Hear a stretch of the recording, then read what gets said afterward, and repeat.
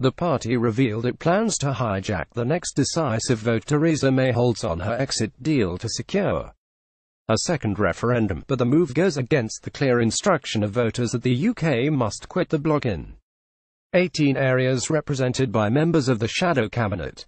Angela Rayner, Rebecca Long-Bailey and Richard Burgon are among the frontbenchers, who explicitly promised to respect the result of the referendum and honour the demands of the constituents.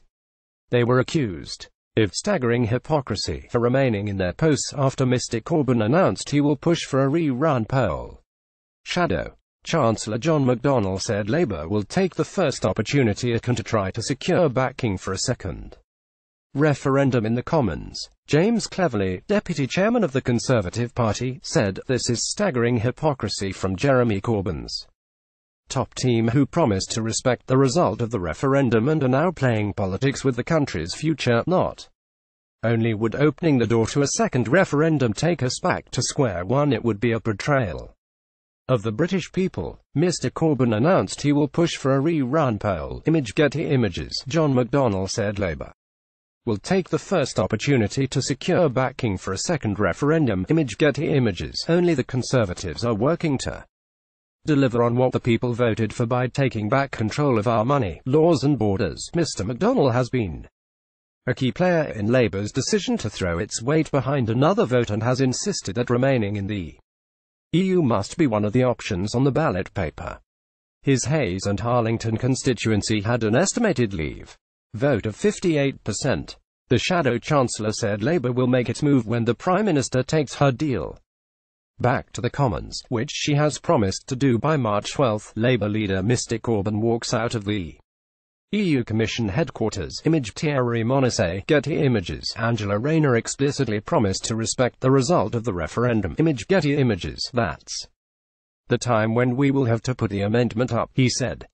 He said, either a deal will go through which will protect jobs and the economy, or, to get some deal through, it will be conditional on going back to the people. More than 500,000 voters in the Leave voting constituencies of 18 of the 29 MPs in shadow cabinet face being betrayed. Ms Rayner represents Ashton-under-Lyne, which had an estimated 62% in favour of Brexit. After the referendum, the Shadow Education Secretary said, "The British people have spoken and a majority have decided to leave the European Union." Shadow Housing Secretary John Healey.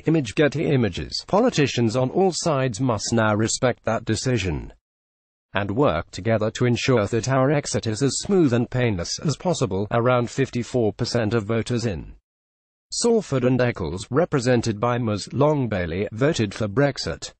In the months after the poll, the Shadow Business Secretary said, "The people of Britain have spoken and we have to respect the decision." Richard Burgon, whose leads East had an estimated 61% Leave vote, said in 2017 that he accepted the result of the referendum and claims he was sick and tired of commentators treating his voters as idiots. A referendum took place and the result was that Britain, on a huge turnout, voted to leave the European Union. The Shadow Justice Secretary added, Labour's decision to push for a second referendum has dismayed many MPs.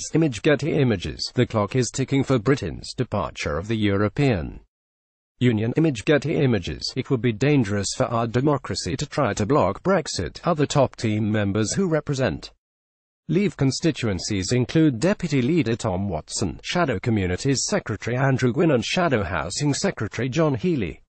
Labour's decision to push for a second referendum has dismayed many MPs in its northern and Midlands heartlands.